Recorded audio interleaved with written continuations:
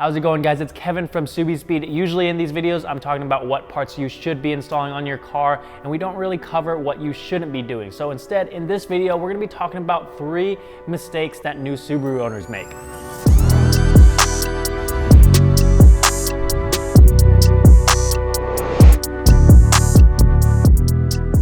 If you're watching this video, you're probably a fan of modifying your car.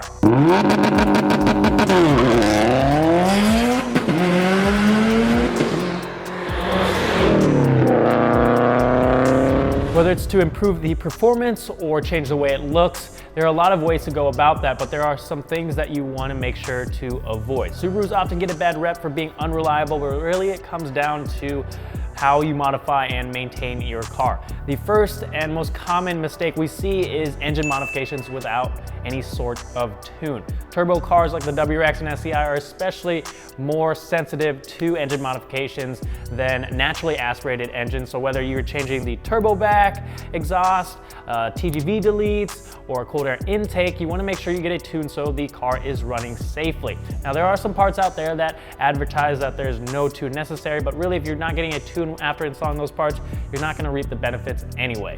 The reason why you want to get a tune is so that the ECU can compensate for the change of air, fueling, timing, etc., and get the maximum performance out of your engine.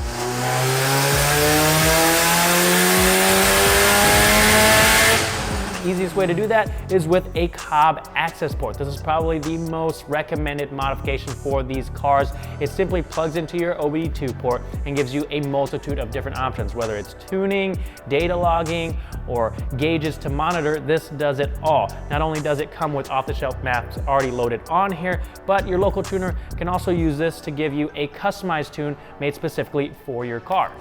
The second mistake we see all too often is buying cheap suspension components and not getting an alignment. Now I'm all for saving some money and getting a good deal on parts, but when you sacrifice the build quality and safety, it shouldn't really even be a question. If you get lucky and they don't break, they're probably not gonna last as long as those higher quality components. And the saying, buy nice or buy twice, is going to apply. Now, that being said, when you do buy those higher quality components, make sure you are also getting an alignment after you get them installed. Not only can you tear up a set of tires real fast, a bad alignment is just an accident waiting to happen.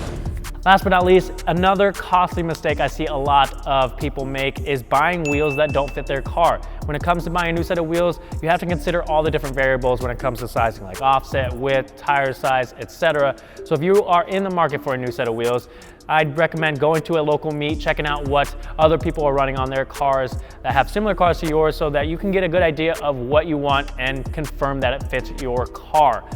We've done sort of the legwork for you on our website. So for the WRX and STI, you're usually going to see an 18 by 9.5 plus 38 offset. It can range from about plus 35 to plus 45, but all of those have been handpicked to make sure that they fit the WRX and STI. So just keep in mind that wheels are a big modification that requires some research. So I'd hate to see someone get stuck with some wheels that stick 2 inches past their fenders. So do your research, don't be that guy. So those are the 3 most common mistakes that we see, and I don't want these happening to you. So if you guys ever have any questions, feel free to email us. Our sales team is more than happy to help. And if you happen to have had to deal with something else, let me know in the comment section down below what happened and what you did to fix it. If you guys have any video suggestions as well, leave it in the comment section, and I'll see you guys next time.